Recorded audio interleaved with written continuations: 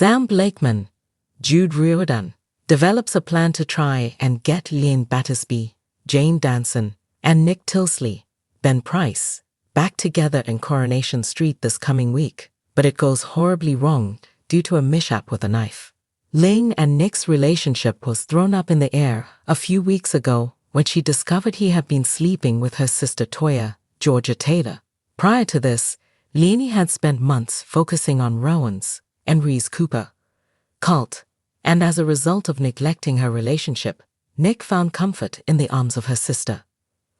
Coming up, after telling David, Jack P. Shepherd, that Rowan's blackmail and fraud case will go to trial due to him pleading not guilty, Nick gets chatting to a lady at the bar in the bistro.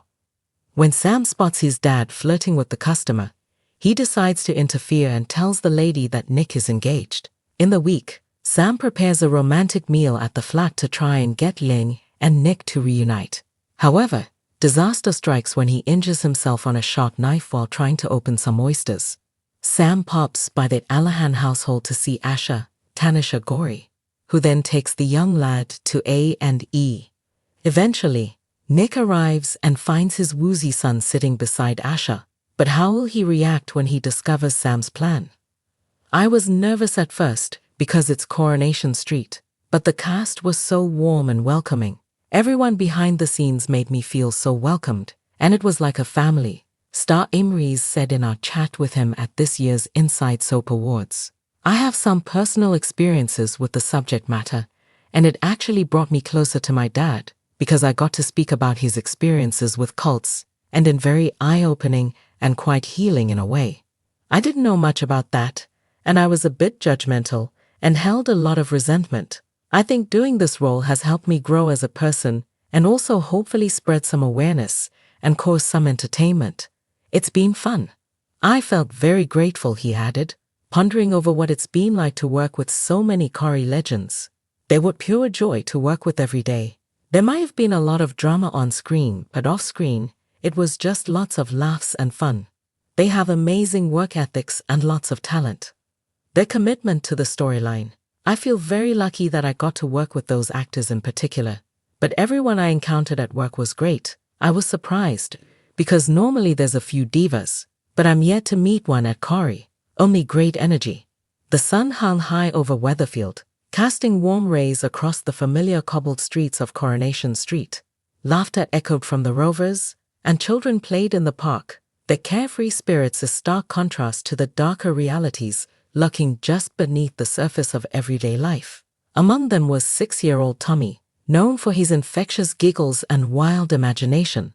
Today, he was riding his bright red bicycle, racing against the wind, his favorite superhero cape trailing behind him like a comet's tail. As Tommy pedaled, he spotted his friends near the park swings, their shrieks of joy beckoning him. But his adventure was cut short when he saw something unusual, a commotion near the corner shop. A small crowd had gathered, their murmurs rising in alarm. Curious, Tommy dismounted and wandered closer. There, in the shadows of the shop's awning, a scene unfolded that would haunt him. A man was shouting, a woman was crying, and a glint of metal flashed ominously in the sunlight. Tommy's young mind struggled to process the chaos. He could feel a ripple of fear spreading through the crowd. Suddenly, he heard a piercing scream, a sound that froze the air around him.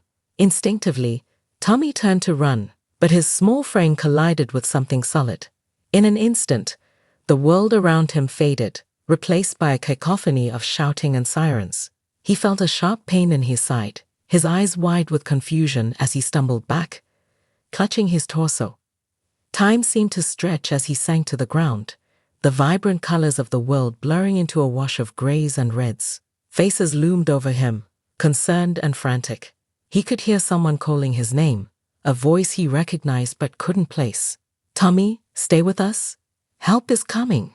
His vision danced in and out of focus, and the comforting rhythm of laughter from earlier faded into a haunting silence. As paramedics arrived, he felt the cool touch of their hands, a stark contrast to the warmth of the sun that had bathed him moments before. They wrapped him in a blanket, their movements practiced yet